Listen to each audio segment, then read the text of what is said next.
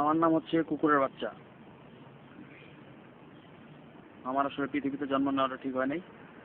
আপনাদের যাদের অনেক রাগ আছে আমার উপরে, গালিগালাজ করতে থাকেন, তবে আমি গালি খাওয়ার যোগ্য। আমি নিজেই বলতেছি, আমার কিন্তু অ্যাকচুয়ালি জন্মে ঠিক নাই, তাই না? আমার মার থেকে আমি ছোটবেলা শুনছিলাম যে যখন আমি জন্ম নিয়েছিলাম তখন আমার বাপ বলছিল যে এই সন্তান কার, আমি ওকে চিনি না, লাইক তুমি কীভাবে ওরে পেটে নিছো।